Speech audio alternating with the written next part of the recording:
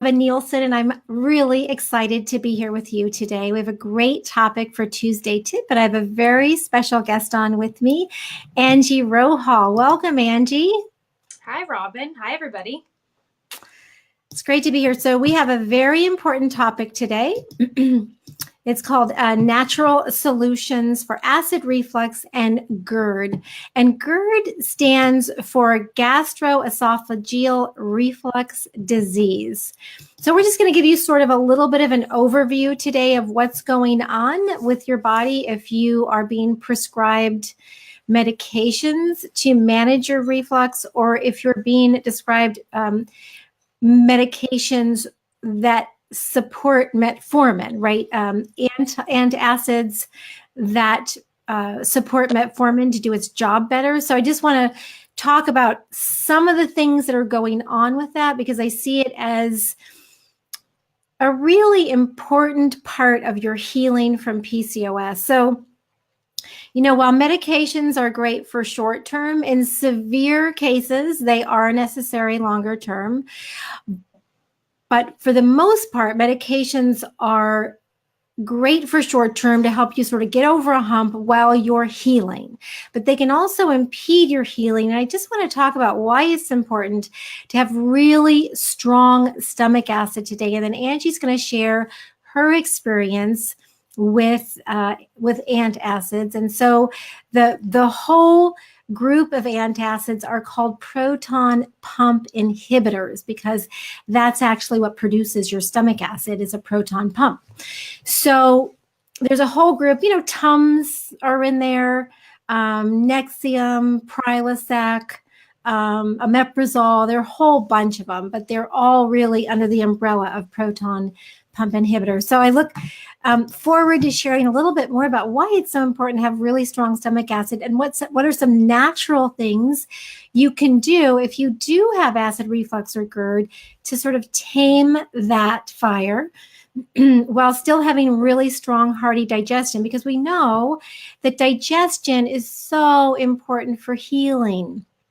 Right? It's really, if food is number one for healing from PCOS, and the right diet, then definitely digesting that food is number two, right? Digesting and absorbing nutrients. So I'm really excited to be here with you. Angie and I are both excited to be here with you, and we'd love to know where you're joining in from. So please be sure to post and say hi, and we'll be sure to say hello back. And if you have any questions around this as we're going, we'd love to help answer them for you. So we have limited time today. We'll actually be here for about 30 minutes, and we're going to try to get your questions answered and give you some really great information about digestion. All right. So Angie, why don't you share your PCOS story with everyone around your experience with the antacids or the proton pump inhibitors.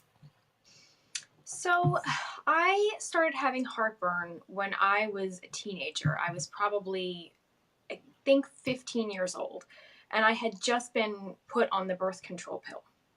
And at the time, I didn't know that there was any correlation between the birth control pill and gut issues. I just thought it was, a reaction to a food that I'd eaten, and I wasn't sure what was causing it. So I was just taking Tums constantly.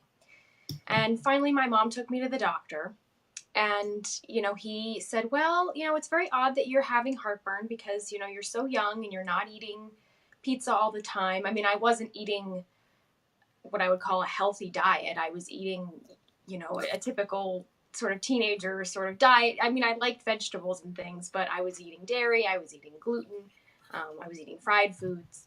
And so I wasn't really supporting my body with food the way that I should be or should have been. And, on top of, taking the pill and having that sort of mess up my gut a little bit. So I was having these just heartburn, and it was debilitating, honestly, because I couldn't go to school sometimes because I'd be nauseous when I woke up. I wouldn't be able to keep my breakfast down. I'd get to school and I would feel sick. And as soon as I felt queasy or anything, I would start popping Tums. And eventually I went to the doctor, and he said, I went to my PCP, and he said, well, it's very odd that you're having these symptoms, and let's send you to a gastroenterologist. So, of course, that was where I went because, when your PCP says, well, I can't really help you, but I'm sure this specialist can, you just sort of trust that they're giving you the right information.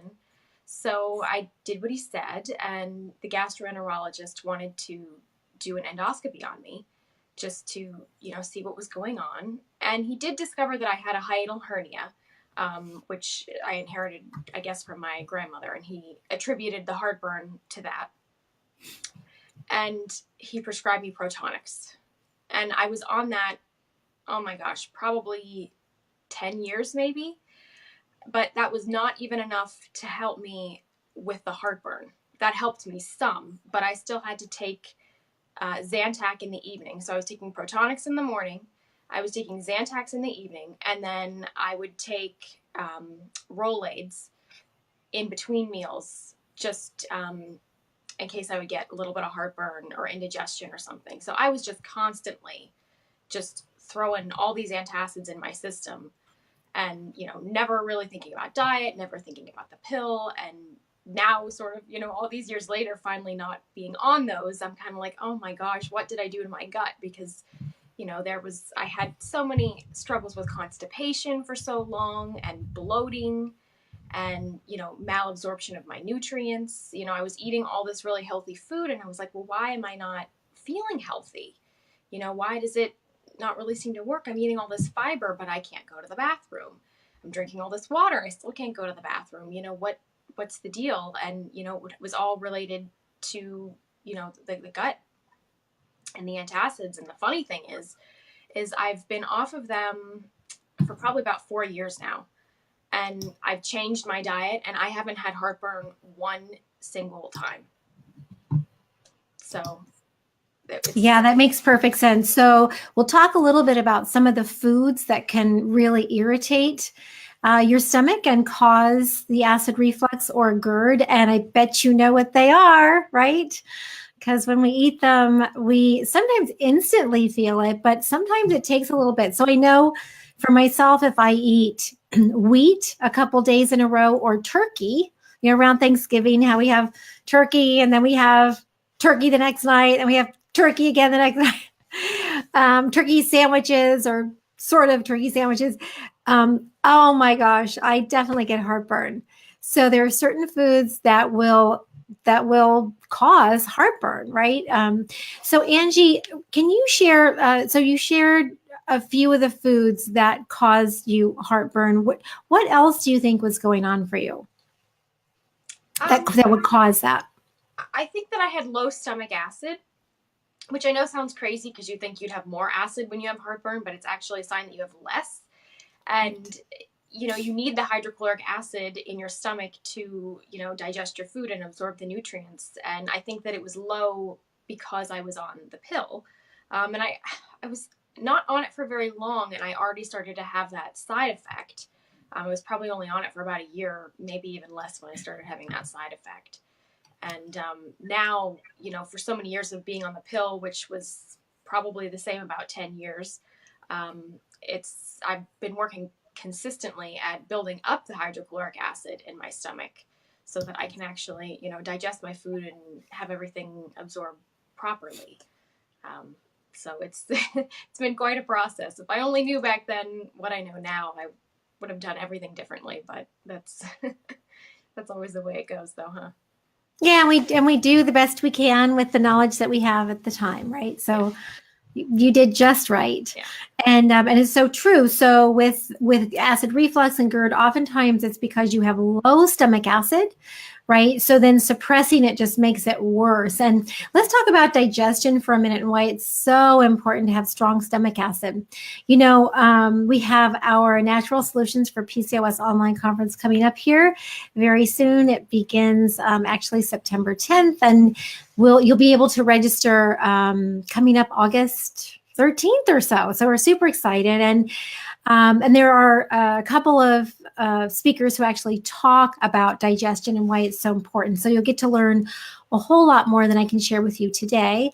But basically, the way it works is our stomach is alkaline, right? That's where we start digesting our carbohydrates. Our stomach is acidic. That's where we start digesting our proteins. And without strong stomach acid, you cannot digest your proteins. So then you get this kind of fermented protein in your gut that causes all sorts of problems and can definitely add to constipation. And also, so you're not breaking down protein into amino acids, which means that you can't build your muscle well. You can't detoxify in your liver well because you don't have those amino acids. You can't build your brain chemistry, right? So that can add to anxiety and depression, low motivation. And strong stomach acid is your first line of defense in your immune system. So it kind of nukes the bad bugs and viruses that come in through your mouth. So strong stomach acid is absolutely essential to good health. And it's interesting because if you have green stools, that means that your stomach acid is low, right? If you have acid reflux, that means that your stomach acid is low potentially.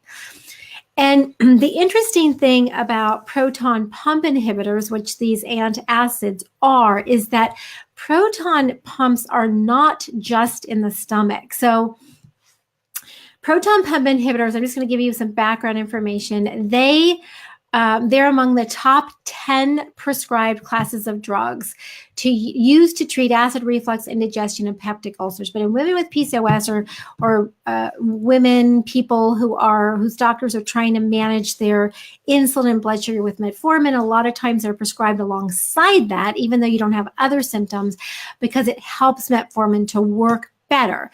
But also metformin causes a ton of gastric upset or digestive upset for people who take it. So remember, if your digestion is not working correctly, you are going to have a really hard time healing. You have to have strong, hearty digestion to heal from symptoms of hormone imbalance and PCOS. So generally, proton pump inhibitors were assumed to be safe, but now actually there are some side effects that alter the gut environment that we talked about a little bit already. They cause impaired nutrient absorption, and they are tied to an increased risk for cardiovascular events, kidney disease, and dementia. So there are some like big risks. And if the only risk is impairing digestion and absorption, that is huge enough, right? So impaired digestion, absorption, detoxification, brain health, a gazillion things. So they're becoming the most commonly prescribed medication. And what's interesting is that they inhibit the proton pump, but not just the proton pump in your stomach. They inhibit every single proton pump in your body, and there is one in every cell. So if you are someone who is taking an antacid, then potentially you are tired all the time because the proton pumps in your cells are part of your mitochondrial function or your energy, right? And so you're inhibiting energy production by taking an antacid. Isn't that crazy? You're inhibiting energy production. So if you're tired at all, right, start looking at some of the things that you're taking and make sure that that's not the cause.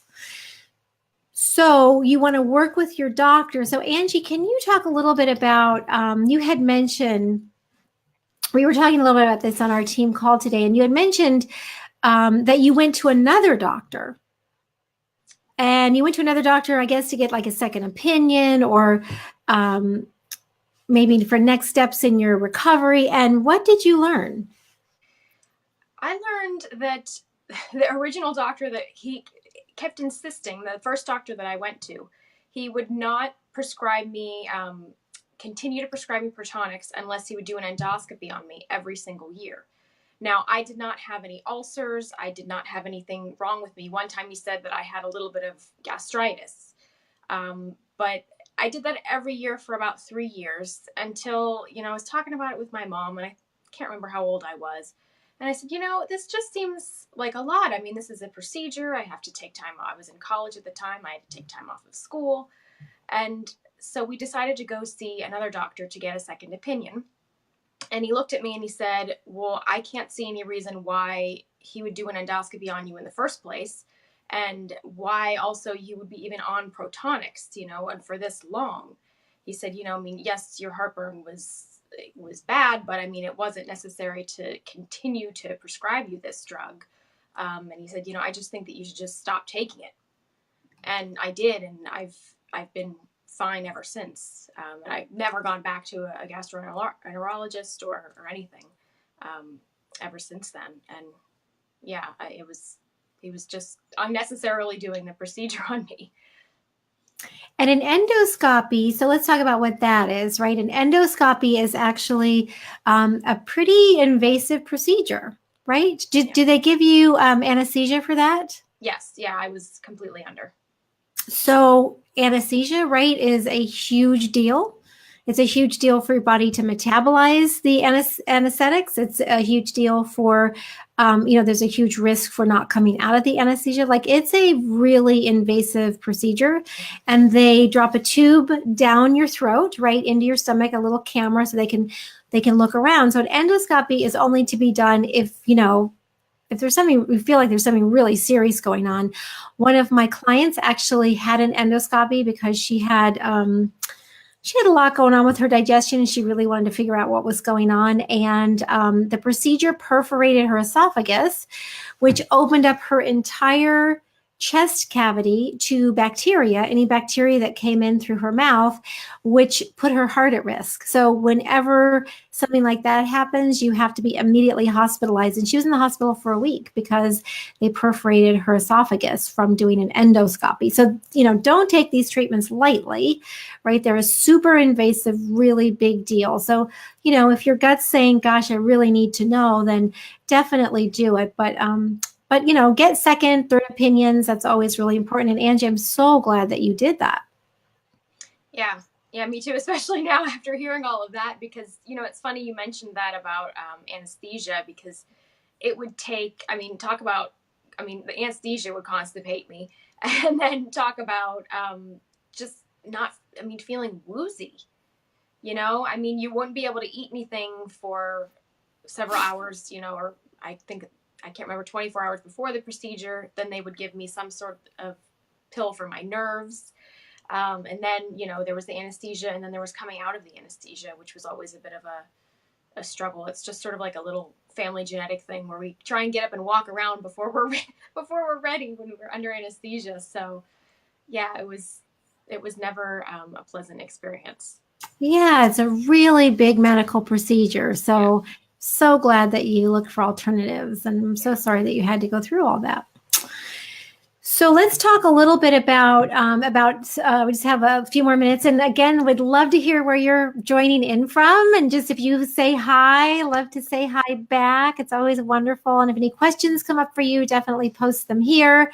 And whether it's during the program or after, we will definitely answer your questions, because we want you to be super informed, right? That's what we're all about, helping you to take charge of your health, direct your healthcare a lot better. And I just see a lot of women with PCOS and hormone balance put on proton pump inhibitors, and it's alarming, actually, because it'll really impede our healing. And we're all about helping you to heal as quickly as possible. So again, the proton pump inhibitors really can create rapid fatigue. So if you're someone who really has trouble with energy, you've got to take a look at, any antacids that you're taking. And proton pumps are also an important part of transport of various substances in the body. And so, specifically with a hydrogen potassium pump in your parietal cells in the stomach. So it's really important to make sure that they're working properly and not take a drug that inhibits them. So again, the PPIs or antacids can harm your heart, brain, kidneys, gut, and they can alter the gut because what happens is when you stop the production of stomach acid, now your whole microbiome gets messed up. So you can no longer have a lot of the good guys and very few bad guys. It allows the bad guys to overgrow, especially candida or yeast. So now you could be just, have terrible brain fog. Your energy's in the tank. Every time, you eat something, you get super bloated. I mean, it just like the list of bad things that happen with low stomach acid is endless. You're going to have lower B12 status, vitamin B12, which is responsible for the metabolism of all of your macronutrients, your proteins, fats, and carbs, right? Really essential for energy, essential for staying away from depression, right? Essential for happy moods. It's going to really inhibit your ability to digest and absorb minerals because you've got to have strong stomach acid. So the list is endless of all the icky things that can happen. And those opportunistic pathogens like Streptococcus, E. coli, Staphylococcus, they tend to be more prevalent in the guts of those who use antacids or proton pump inhibitors. So I hope I'm being clear. I'm trying not to use any big words or, trying not to be confusing. So please, post if you're confused at all. So I don't want to focus on the negative aspects, but I do want to focus on how you can get off them, right? Because it's really important if you're on them to work with your doctor to get off them. And you just have to say, look, I don't want to take these anymore. What do I have to do? And so really, to address acid reflux, heartburn, GERD naturally, you want to do just three things. You want to reduce the factors that promote bacterial overgrowth and low stomach acid. So, maybe for a short time that you have to replace some stomach acid, right? By taking some betaine HCl or drinking some apple cider vinegar before meals, right? Getting that stomach acid really strong again. And then identifying and removing those foods that cause acid reflux and heartburn for you. Right. And a lot of those foods are things like, let me just share where they might come from. So alcohol, particularly red wine. So when you have alcohol, if you drink alcohol, just notice, which ones are causing a problem for you. Don't, go to the antacid as your save-all so that you can mistreat your body. Right. Sometimes anything can cause it for people. Like I said, for me, it was wheat and turkey for sure. Black pepper, garlic, raw onions, other spicy foods might, but usually if you have strong stomach acid, that's just not the case. Chocolate, citrus fruits, maybe. So just notice. Coffee for sure, caffeinated drinks, including tea and soda, maybe tomatoes. I mean, the list can be endless, like I say, but usually whole real foods will not cause a problem. So if you're eating a healthy diet of whole real foods, not prepackaged foods, you should be good, right? And so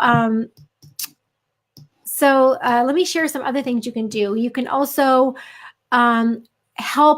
we talked about adding in some betaine HCl to increase your stomach acid, but also you can add in some digestive enzymes, and there are a ton of great nutrients that aid digestion. So I had a picture of licorice root, which is fantastic for soothing and healing the gut.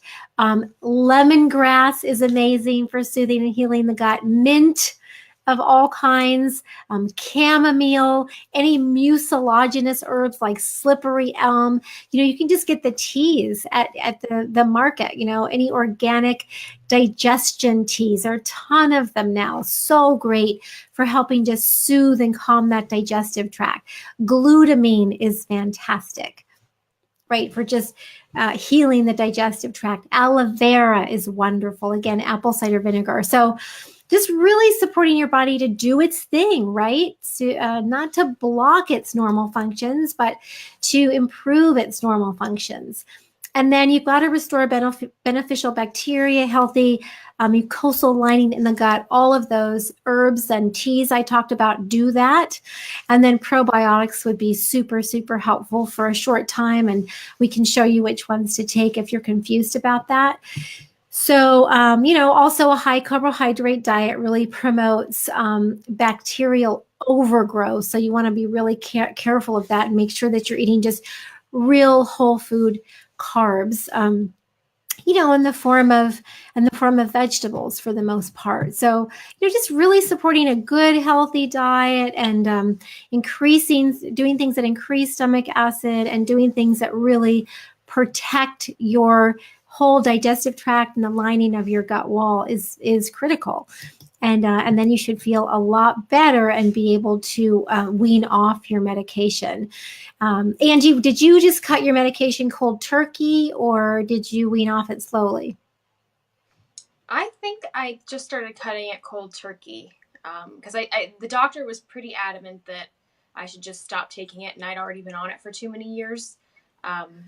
So I just quit cold turkey with all of it. And then did you change? So you say you hadn't really modified your diet a lot at that point. Then did you change your diet? I did. At that point, I was still eating some dairy, but I had moved more into the whole foods type of a diet where I was eating less processed things and more like, raw broccoli or, raw carrots at lunch and, adding in more vegetables and things like that. I was eating gluten and dairy at the time, but the dairy was all, low fat and things like that seemed like I was able to digest it a little bit easier without having any heartburn. Because I'd kind of figured out which foods were sort of causing it for me by that point. And I just started cutting those out. And then eventually now where I don't eat dairy or gluten, and I don't seem to struggle at all with heartburn. So thankfully I figured that part out. And your dark chocolate doesn't bother you? No, thank God, no. I was worried that it did because at first, when I was going through all of this, they were like, "Oh, you have to cut out chocolate," and I was like, "Oh man," but I didn't seem to notice a difference when I did or didn't have it, so it still works. That's so funny. You're like, whew. I'm off chocolate right now, doing pretty good. I'm healing a shoulder so I can get back to playing tennis well. So I've eliminated a few things that I think might be causing some extra inflammation, and chocolate's one of them. And even though I absolutely love it, I'm just not doing it right now. So dairy too, huge culprit for acid reflux. Yeah. Huge culprit. All right. Well, gosh, it's been so great being on with you, Angie. Thank you so much for sharing your journey with us today. Oh gosh, well, thank you so much for having me. And I'm just hopeful that, anyone out there watching can learn from my story and not make the same mistakes as me. So they're not in the same boat I'm in now, where they're trying to, undo some of the damage they unknowingly did. Yeah, and they make Tums like candy. Oh my gosh, the family down the street from us, when our kids were growing up, they had, huge bottles of it. And, they added calcium so that you felt it was super healthy. And the whole family was just down in them, every day. And they're not candy. They are a very strong drug that can really wreak havoc with your body and will prevent you from healing. So be really, really careful about that. And again, just post your questions. We'll for sure answer them. So anytime you have any questions around this topic, just post them right here below the video, and we will make sure to get them answered for you. It's been really great being here with you today, and we look forward to seeing you again very soon. Bye, everyone. Bye.